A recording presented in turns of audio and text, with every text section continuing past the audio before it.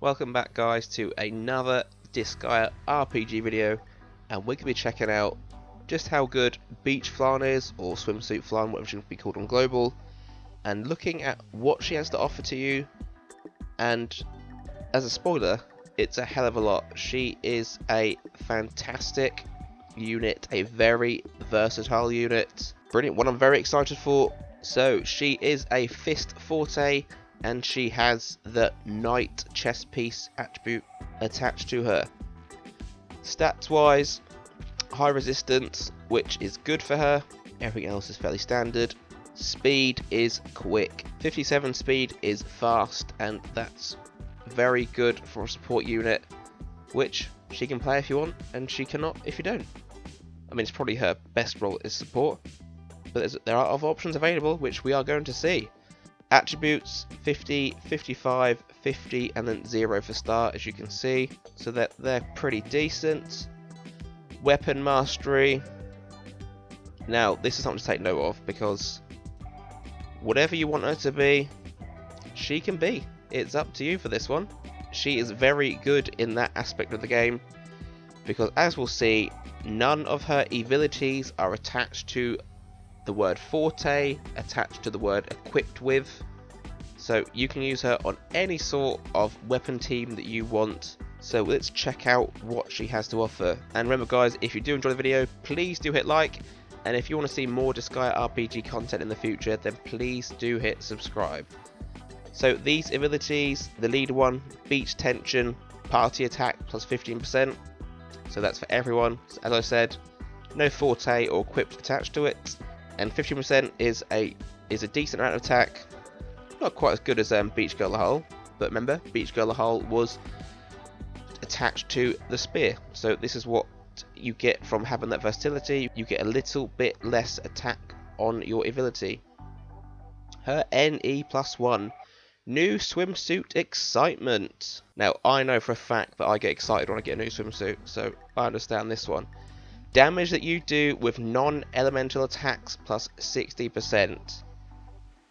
This is brilliant. This isn't what I think her role is in a team, but if you want her to be your main damage dealer, and the only thing that's stopping that is elemental moves, then she is very good, because I'll just scroll down quickly. As you can see, attribute wise, I mean, she's got no attacking magic spells, but her skills, there's no attribute attached to her skills. The only thing you have to consider here is where it says non-elemental. If I go to the weapon skills page, on the fists, if you equip her with fists, Hurricane Blow and Big Bang, they have attributes attached to them, so that 60% will not be included. If you build her as Spear, then Phoenix Valor and Tornado Spark have attributes. Bow is Zielgren and Galaxy Comet, and the gun has Shotgun Craft and Toten Cruise. They have attributes attached to it as well. Axe and Sword do not have any attribute moves, so she's pretty much, anywhere you put her, she can do some decent damage if you want her to, or if you just need her to. If you need an extra damage from somewhere, but she's your support unit, she can do that for you. Her NE +5, always wear sunscreen. Fantastic advice, Beach Girl Flonne. At the beginning of the turn, the party's HP is restored by 8% of its maximum HP. Very nice. We've seen how useful Noelle's and Love Oracle, they both have this, but theirs are only 6%. Beach Flonne's is 8%. It's not exactly something that is a necessity currently in the game, but in the future, the meta is going to change, and this will be even better down the line. Her NE +7, Summer Rise. At the end of the turn, attack and defense plus 20% for 2 turns of the ally character with the first action gauge. So putting her placement on a team, you want her to go, say, after your SP batteries, but before your main damage per second unit, because then she can give them some extra attack and defense.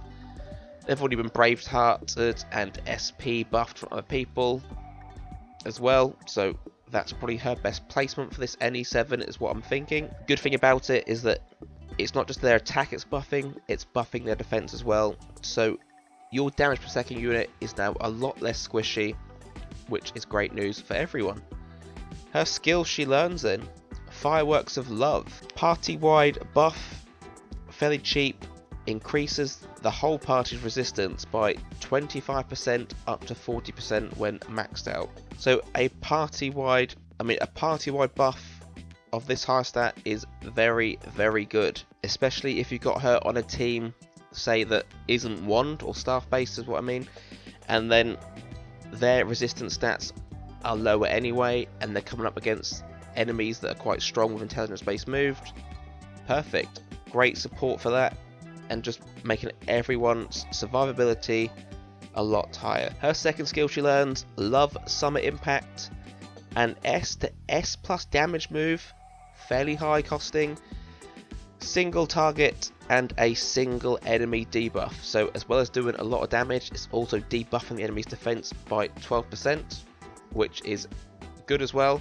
So in one of those scenarios where your damage per second unit has already been tapped out with the Bravehearts and Mega Bravehearts, their attack cannot go any higher anymore. Beach Flonne comes in, smacks an enemy around with this big S-rated move, debuffs their defense as well, and then your damage per second comes in and deals even more damage with their super buffed attack. A very, very good move. So both her attacking based skills are attack based and not intelligence. So her NE plus 3, great Flonzor S, C to B damage, an AoE move, and a party wide buff. Very expensive. Starts off at 90 SP and drops down when it's fully leveled up. The S stands for Summer, so great Flonzor Summer. The party wide buff it gives you is defense plus 30%. So she has this party-wide resistance buff for everyone, and she also has now this party-wide defense buff for everyone. She's got it all. She has got it all. Now let's look at these spells where she really does have it all. So now you've got this heal move, you've got Espoir, you've got Giga Heal and a Mega Heal, and you've also got Braveheart and Mega Braveheart. She is amazing. So native healing at the start of turn, native attack plus 15% for the whole party. She can buff someone going after her by 20% for attack and defense. She can buff everyone's resistance, everyone's defense, debuffs the enemy's defense if she wants to, and then to top it all off, if she wants and you need it, you can get off some extra healing off with Giga Heal and Mega Heal if you're willing to go up that high on her Staff Weapon Mastery, which you might be now these days. And she has the cheap heal if you want as well. And another great role she can play in your team is a attack buffer as well. Braveheart and Mega Braveheart at 22. These are fantastic, as you all know. So if she is going on your Fist team as a support unit, then your Killidia is going to be all over this Flonne. He's going to love her. She can protect him with Espoir, so if he does get, say, the Forgot effect to him, or gets paralysed, she's going ahead of him maybe. She can Espoir Killidia, so she's not buffing him that turn, but she is, because she's got that ability where she can buff him, but she's also Espoired him, and then he goes next, and then can use his moves as normal. She really is a fantastic support, and I would say S rank for sure, because she does have it all. Definitely S rank, surely. I can't think of any reason why she wouldn't be S rank for a support unit, because she's just brilliant. So her resistance at the start, when I did mention her resistance stat was her highest stat of the 4 basic ones, which works out nicely because she has these resistance based heals, so that's pretty good as well. Her equipment wise, I'm thinking you're probably going to go boots and just try and place her in the correct spot for where you want her anyway. And then if you want to, and you don't need her to be any faster, you can put on some orbs onto her, so to get her resistance up higher, so she is healing even better than she was before. But if you're looking at her and thinking, screw it, I don't want her to be my support, can she be your main DPS unit? 100% she can. If you do not have a better damage per second unit, she is a fantastic alternative. She can be buffed to the cap with other people bravehearting her, and then she has, as already said, this damage dealt with non-elemental attacks plus 60%, it's brilliant. And the fact that she can go on any team she wants is even better. I cannot sing her praises enough. This banner is great value. Both units, Beach Gullahole, Beach Flonne, both top tier units, both top tier supports, but they can play different roles as well. I'm really surprised at how good she was. So that's my thoughts on Beach Flonne, guys. Let me know what you think in the comments of her. Will you be summoning? And as I said at the start, if you do enjoy the video, please do hit like, and if you want to see more Disgaea RPG content in the future, please do hit subscribe. Bye.